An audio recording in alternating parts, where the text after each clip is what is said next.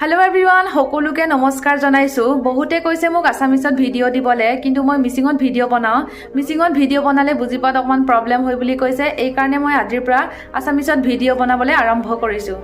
আজিৰ ভিডিওটোত মই অসমৰ দৌল উৎসৱৰ বিষয়ে আলোচনা কৰিছো বলক ভিডিওটো আৰম্ভ কৰো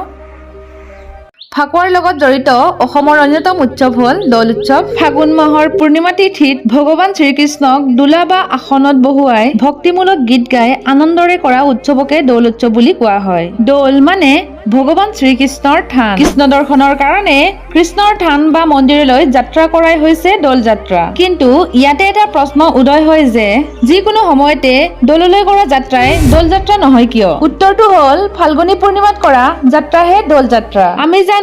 দৌল শব্দৰ অৰ্থ হ'ল কোনো দেৱমূৰ্তি বা সম্ভ্ৰান্ত পুৰুষ মহিলা কঢ়িয়াই নিয়া কাঠেৰে নিৰ্মিত দুলাক বুজায় বৰপেটাৰ স্থানীয় ভাষাত এই উৎসৱক দেউল বোলা হয় বৰদোৱাত মহাপুৰুষ শ্ৰীমন্ত শংকৰদেৱে দৌল উৎসৱ সূচনা কৰিছিল যদিও বৰপেটা ধামত 1518 শকত বৰপেটা সত্ৰৰ মথুৰা দাস বুঢ়া আতাই প্ৰথমবাৰৰ বাবে ইয়াক প্ৰচলন কৰে সেই দিনাৰ পৰাই ইয়াক পৰম্পৰাগতভাৱে পালন কৰি আহিছে দেউল উৎসৱ এমাহমানৰ আগৰে পৰাই ইয়াৰ প্ৰস্তুতি আৰম্ভ হয় ধৰ্মীয় আচাৰ ভক্তিৰক আৰু সমন্বয়ৰ উৎসৱ হিচাপে দৌল উৎসৱ চিহ্নিত হৈ আহিছে আপোনালোকে জানেনে এই উৎসৱক 3 দিনীয়া 4 দিনীয়া বা 5 দিনীয়াকৈ পালন কৰা হয় আসলতে ফাগুন মাহৰ পূৰ্ণিমা তিথিত দৌল 4 বা 3 দিনীয়াকৈ আৰু চত মাহৰ পূৰ্ণিমা তিথিত দৌল হলে 3 দিনীয়াকৈ পালন কৰা হয় 4 বা 5 দিনীয়া দৌলক ডেকা দৌল আৰু 3 দিনীয়া দৌলক বুঢ়া দৌল বুলি কোৱা হয় দৌল উৎসৱৰ প্ৰথম দিনটোক গোন্ধ যাত্ৰা দ্বিতীয় দিনটোক বৰদেউল আৰু তৃতীয় দিনটোক খুবেৰী বা